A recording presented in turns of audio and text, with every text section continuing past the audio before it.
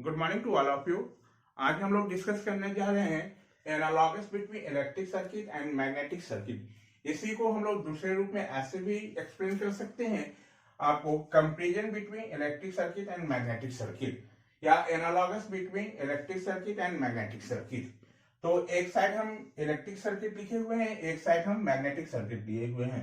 दोनों में क्या कंपैरिजन है हमारा, इस चीज को हम लोग डिस्कस करने जा रहे हैं। ऐसा क्लोज पाथ जिससे हमारा इलेक्ट्रिक करंट फ्लो कर सके, उस क्लोज पाथ को हम बोलेंगे इलेक्ट्रिक सर्किट। ऐसा हमारा क्लोज पाथ जिससे हमारा फ्लक्स पास कर सके, उस क्लोज पाथ जिससे फ्लक्स पास करेगा, उसको हम लोग बोलेंगे मैग्नेटिक सर्किट। तो पहला पॉइंट यह है, the path in which electric current flow is known as electric circuit. ऐसा पाथ या ऐसा क्लोज पाथ जिससे इलेक्ट्रिक करंट पास हो सके, उस क्लोज पाथ को हम क्या बोलेंगे, इलेक्ट्रिक सर्किट।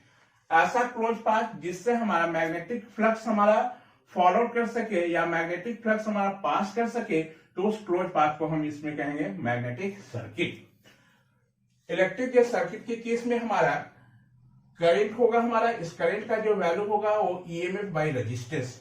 सिमिलर वे में मैग्नेटिक के सर्किट में हमारा मैग्नेटिक फ्लक्स होगा, इसका जो वैल्यू होगा एमएमएफ बाय कितना, रिलक्टेंस। इलेक्ट्रिक सर्किट में जो करंट के फ्लो को जो अपोज करेगा, उसको हम बोलेंगे रेजिस्टेंस। इस रेजिस्टेंस का वैल्यू जो होगा वो rho L by A. Similar way में मैग्नेटिक के सर्किट में जो फ्लक्स को अपोज करेगा, उसको हम बोलेंगे रिलक्टेंस। और इस रिलक्टेंस को हम एस से डिनोट करते हैं, और इसका जो वैल्यू होता है 1 by mu into L by A, जहां म्यू हमारा क्या है, एब्सोल्यूट परमिएबिलिटी है, जिसका value mu not into mu R होता है। और म्यू नॉट को हम लोग बोलते हैं रिलेटिव, जो म्यू नॉट को बोलता है परमिएबिलिटी, और म्यू आर को बोलते हैं रिलेटिव परमिएबिलिटी। और एल हमारा लेंथ ऑफ कंडक्टर है, और ए हमारा क्या है, क्रॉस सेक्शनल एरिया है। यदि यूनिट की बात कर ले, तो इसका यूनिट, जो रेजिस्टेंस का यूनिट हमारा ओम होगा, और रिलक्टेंस का यूनिट जो होता है हमारा ampere turns per metre square. Electric के सर्किट में अकॉर्डिंग टू किर्चॉफ्स लॉ, किसी भी जंक्शन या नोड पर टोटल करंट का जो समेशन होगा वो zero, that is summation of I equal to zero. Magnetic के सर्किट के केस में अकॉर्डिंग टू किर्चॉफ के फ्लक्स लॉ, किसी भी हमारा जंक्शन या नोड पर हमारा टोटल जो फ्लक्स का जो समेशन होगा वो कितने के बराबर होगा, जीरो के बराबर। इलेक्ट्रिक सर्किट में according to Kirchhoff voltage law, summation of EMF plus summation of IR का ड्रॉप जो होगा वो जीरो के बराबर होगा। In magnetic circuit according to Kirchhoff's MMF law, total हमारा जो है एमएमएफ का सम प्लस आपको रिलक्टेंस के क्रॉस का जो ड्रॉप होगा, उसका वैल्यू कितना होगा, जीरो के बराबर होगा। इलेक्ट्रिक के सर्किट में करंट डेंसिटी को हम डिनोट करते हैं करंट बाय एरिया से, और इसको लिखेंगे आई बाई ए, और इसका यूनिट होगा एम्पियर पर मीटर स्क्वायर। जबकि मैग्नेटिक सर्किट में फ्लक्स डेंसिटी को हम बी से डिनोट करते हैं, और इस केस में फ्लक्स डेंसिटी का वैल्यू जो होगा फ्लक्स बाय कितना, एरिया, यानी फ्लक्स बाय एरिया। इसका यूनिट की बात कर ले तो weber per metre square. Reciprocal of resistance is known as conductance. Electric circuit में जो रेजिस्टेंस का हमारा उल्टा होगा, उसको हम लोग क्या बोलेंगे, आपको कंडक्टेंस। यानी कंडक्टेंस का जो वैल्यू होगा वो रेजिस्टेंस का उल्टा, और कंडक्टेंस हमारा इलेक्ट्रिक के सर्किट में करंट को फ्लो करने में जो हमारा सस्टेन करेगा, जो हमको उसको हेल्प करेगा, उसी को हम बोल देंगे यहाँ पर कंडक्टेंस।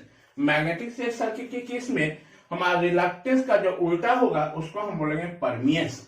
और किसी भी मैग्नेटिक के सर्किट में मैग्नेटिक फ्लो करने में जो हेल्प करेगा हमारा, उसी को हम क्या बोलेंगे, परमियंस। यानी परमियंस का मैग्नेटिक के सर्किट में काम क्या है, हमारा जो हमारा फ्लक्स मैग्नेटिक सर्किट में फ्लो कर रहा है, यदि उस मैग्नेटिक सर्किट में फ्लक्स फ्लो करने में जो हेल्प करेगा, that is known as permeance. Similar way में इलेक्ट्रिक सर्किट में जो करंट को फ्लो करने में जो हमको हेल्प करेगा, वो हमारा क्या होगा, कंडक्टेंस। यानी इलेक्ट्रिक सर्किट में जो कंडक्टेंस का काम होगा, वही हमारा मैग्नेटिक सर्किट में परमियंस का काम होगा। और इसका यूनिट हमारा कंडक्टेंस का यूनिट महो होता है, और आपका परमियंस का हमारा उल्टा जो होगा वो आपका मीटर स्क्वायर पर एम्पियर टर्न। इसका उल्टा कर दीजिए तो परमियंस का आपका यूनिट पता चल जाएगा।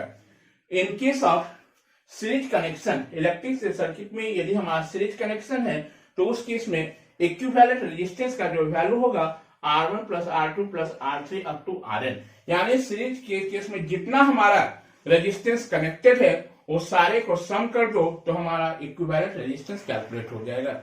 सिमिलर केस में मैग्नेटिक के सर्किट के केस में यदि हमारा सीरीज मैग्नेटिक सर्किट का केस है तो उस केस में टोटल इक्विवेलेंट आपका रिलक्टेंस का जो वैल्यू होगा एस इक्विवेलेंट का value S1 plus S2 plus S3 up to Sn, यानी उस सीरीज मैग्नेटिक सर्किट में जितना रिलक्टेंस है सबको आपस में क्या कर दो, जोड़ दो, तो हमारा उस मैग्नेटिक सर्किट का टोटल इक्विवेलेंट रिलक्टेंस कैलकुलेट हो जाएगा।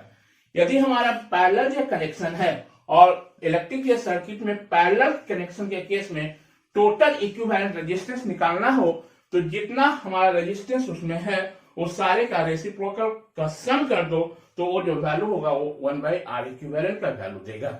सिमिलर वे में पैरेलल मैग्नेटिक सर्किट के केस में हमको यदि इक्विवेलेंट आपको निकालना है रिलक्टेंस का वैल्यू तो सबसे पहले हम हर एक जो रिलक्टेंस जो होगा हमारा उस मैग्नेटिक सर्किट में सबका रेसिप्रोकल करके सम कर लेंगे और वो जो वैल्यू होगा वो हमारा 1/S इक्विवेलेंट का वैल्यू देगा और यहां से हम फिर S इक्विवेलेंट की वैल्यू को कैलकुलेट कर सकते हैं। यानी इलेक्ट्रिक के सर्किट और मैग्नेटिक के सर्किट में हमारा जो इलेक्ट्रिक के सर्किट में हमारा जो काम होगा हमारा करंट का, वही मैग्नेटिक सर्किट में किसका होगा, फ्लक्स का होगा। जो हमारा रेजिस्टेंस इलेक्ट्रिक सर्किट में काम करेगा वो मैग्नेटिक सर्किट में हमारा रिलक्टेंस वर्क करेगा। तो आपको 1 बाय 1 करके सारे पॉइंट को हम लोग यहाँ डिस्कस कर लेंगे। तो एग्जाम में आपको सारा जो पॉइंट नहीं लिखना है, आप किसी 5 पॉइंट को ही वहां पर मेंशन करेंगे या 5 पॉइंट को ही आप 5 पॉइंट को ही आपको वहां पर क्या करना है, हमको एक्सप्लेन करना है। सारा जो पॉइंट को एक्सप्लेन करने की जरूरत नहीं है आपको। तो ये आपका क्या हो गया, कंपैरिजन बोलो या आपका analogous between electric circuit and magnetic circuit. इसके बाद हम लोग Fleming right hand and Fleming left hand rule के बारे में डिस्कस करेंगे। अब हम लोग डिस्कस करेंगे फ्लेमिंग लेफ्ट हैंड रूल के बारे में। तो फ्लेमिंग लेफ्ट हैंड रूल का हमारा स्टेटमेंट ये है कि हम यदि बाएं हाथ के अंगूठे फर्स्ट फिंगर, हम फर्स्ट फिंगर इसको बोल रहे हैं जिसको इंडेक्स फिंगर भी बोला जाता है, और मिडिल फिंगर को हम ऐसे रखें कि ये हमारा तीनों एक दूसरे पर क्या है, हमारा परपेंडिकुलर हो। उस केस में हमारा जो फर्स्ट फिंगर या जो हमारा इंडेक्स फिंगर होगा वो मैग्नेटिक के फील्ड को इंडिकेट करेगा और ये जो मिडिल फिंगर हमारा होगा वो हमको करंट की डायरेक्शन को इंडिकेट करेगा और ये जो थंब है हमारा वो फोर्स या मोशन की डायरेक्शन को इंडिकेट करेगा। यानी बाएं हाथ के अंगूठे, इंडेक्स फिंगर और मिडिल फिंगर को हम इस प्रकार रखें कि ये तीनों हमारा जो फिंगर हो एक दूसरे पर परपेंडिकुलर हो। तो उस केस में हमारा जो फर्स्ट फिंगर जिसको हम इंडेक्स फिंगर बोल रहे हैं, ये हमारा फर्स्ट फिंगर मैग्नेटिक फील्ड की डायरेक्शन को इंडिकेट करेगा।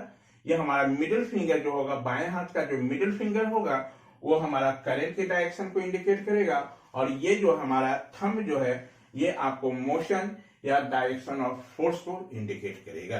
यानी इसके हेल्प से हम फ्लक्स की डायरेक्शन को, फोर्स की डायरेक्शन को और करंट की डायरेक्शन को हम इंडिकेट कर सकते हैं। और इसी प्रिंसिपल पर हमारा मोटर वर्क करता है। यानी मोटर में आप, मोटर का काम क्या है हमारा, बेसिकली मोटर का काम हमारा इलेक्ट्रिकल एनर्जी को मैकेनिकल एनर्जी में कन्वर्ट करना है।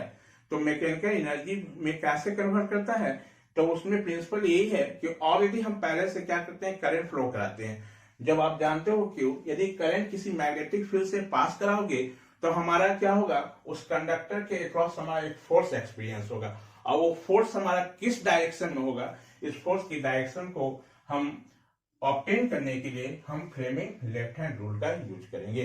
यानी फ्लेमिंग लेफ्ट हैंड रूल हमारा स्टेटमेंट ये है, यदि बाएं हाथ के अंगूठे, इंडेक्स फिंगर और मिडिल फिंगर को हम इस प्रकार रखें कि ये हमारा तीनों जो फिंगर एक दूसरे पर क्या हमारा परपेंडिकुलर हो, तो उस केस में फर्स्ट फिंगर जो होगा वो मैग्नेटिक फील्ड की डायरेक्शन को इंडिकेट करेगा, मिडिल फिंगर जो होगा वो करंट की डायरेक्शन को इंडिकेट करेगा और थंब जो होगा वो फोर्स की डायरेक्शन को इंडिकेट करेगा। इसी चीज को हम स्टेटमेंट में ऐसे एक्सप्लेन किए हैं इट स्टेट्स दैट, ये बताता है, if the three fingers of the left hand, यदि लेफ्ट हैंड के 3 फिंगर को हम ऐसे हेल्ड रखें कि ये हमेशा जो है एक दूसरे पर परपेंडिकुलर हो, are held mutually perpendicular to each other, and if the index finger indicate the direction of magnetic field, तो हमारा यही इंडेक्स फिंगर, जिसको हम फर्स्ट फिंगर भी बोलते हैं, ये फर्स्ट फिंगर मैग्नेटिक फील्ड की डायरेक्शन को इंडिकेट करेगा, मिडिल फिंगर हमारा करंट की डायरेक्शन को इंडिकेट करेगा, और थंब जो होगा वो फोर्स की डायरेक्शन को इंडिकेट करेगा। और इसी से हम फोर्स का डायरेक्शन जो है मोटर के केस में हम डिसाइड करते हैं कि मोटर के केस में हमारा जो फोर्स एक्सर्ट होगा हमारा वो रोटर पर, वो किधर की ओर होगा, बाहर की ओर होगा या अंदर की ओर होगा। तो फोर्स की डायरेक्शन को ऑब्टेन करने के लिए हम फ्लेमिंग लेफ्ट हैंड रूल का यूज करते हैं। इसके बाद हम लोग डिस्कस करेंगे फ्लेमिंग राइट हैंड रूल। अब हम लोग डिस्कस करने जा रहे हैं फ्लेमिंग राइट हैंड रूल के बारे में। तो फ्लेमिंग के राइट हैंड रूल का स्टेटमेंट हमारा फ्लेमिंग के लेफ्ट हैंड रूल के स्टेटमेंट से मिलता जुलता है। कंडीशन यही है हमारा कि इस केस में हम कहेंगे, यदि हम अपने राइट हैंड का थंब, इंडेक्स फिंगर और मिडिल फिंगर को हम इस प्रकार रखें कि ये हमारा तीनों एक दूसरे पर क्या हमारा परपेंडिकुलर हो, तो उस केस में हमारा थंब जो होगा वो मोशन ऑफ कंडक्टर को इंडिकेट करेगा विथ रिस्पेक्ट टू किसका, रिलेटेड टू आपका फील्ड। इंडेक्स जो फिंगर होगा वो हमारा डायरेक्शन ऑफ मैग्नेटिक फील्ड को इंडिकेट करेगा, और मिडिल फिंगर जो होगा वो डायरेक्शन ऑफ इंड्यूस ईएमएफ को इंडिकेट करेगा। अगेन इसका स्टेटमेंट समझेंगे। हम कह रहे हैं यदि हम दाएं हाथ के अंगूठा, इंडेक्स फिंगर और मिडिल फिंगर को हम इस प्रकार रखें कि ये तीनों हमारा एक दूसरे पर परपेंडिकुलर हो, तो उस केस में हमारा जो थंब होगा, हमारा राइट हैंड का जो थंब होगा वो मोशन ऑफ कंडक्टर को इंडिकेट करेगा। इंडेक्स जो फिंगर होगा वो हमारा क्या, मैग्नेटिक फील्ड की डायरेक्शन को इंडिकेट करेगा, और मिडिल फिंगर जो होगा वो डायरेक्शन ऑफ ईएमएफ को इंडिकेट करेगा। तो इसके हेल्प से हम ईएमएफ की डायरेक्शन को डिसाइड करते हैं कि ईएमएफ का डायरेक्शन क्या होगा हमारा। जैसे कि जनरेटर के केस में जब हमारा कंडक्टर के अक्रॉस हमारा जो वोल्टेज जनरेट होगा, तो जनरेट जो वोल्टेज का आपका डायरेक्शन क्या होगा, तो उसके डायरेक्शन को हम फाइंड करने के लिए हम लोग फ्लेमिंग राइट हैंड रूल पर से डिसाइड करेंगे। यानी आपका जनरेटर जो होगा वो हमारा वर्क करेगा किस पर, फ्लेमिंग राइट हैंड रूल पर। यानी फ्लेमिंग राइट हैंड रूल कहने का मतलब कि जनरेटर के केस में हमारा जो वोल्टेज इंड्यूस होगा हमारा कंडक्टर के अक्रॉस, उसका हम डायरेक्शन जो है फाइंड करेंगे फ्लेमिंग राइट हैंड रूल से। ये तो क्वेश्चन ऑब्जेक्टिव में पूछा जाता है आपको बराबर कि यदि हम मोटर का केस है, तो मोटर के केस में हमारा जो फोर्स हमारा एक्सर्ट होगा रोटर पर, उस फोर्स का डायरेक्शन हम कैसे डिसाइड करेंगे, तो उस केस में हम कहेंगे फ्लेमिंग लेफ्ट हैंड रूल से। और जनरेटर के केस में हमारा जो वोल्टेज हमारा वो इंड्यूस होगा, उसकी डायरेक्शन को कैसे फाइंड करोगे, तो वो फ्लेमिंग राइट हैंड रूल से डिसाइड करेंगे। तो ये दो हमारा इंपॉर्टेंट आपका रूल है, जिसके हेल्प से हम लोग direction of magnetic field, direction of motion और डायरेक्शन ऑफ करंट को हम लोग फाइंड करते हैं। इसके बाद हम लोग डिस्कस करेंगे आपको बीएच कर्व के बारे में कि बीएच कर्व होता क्या है।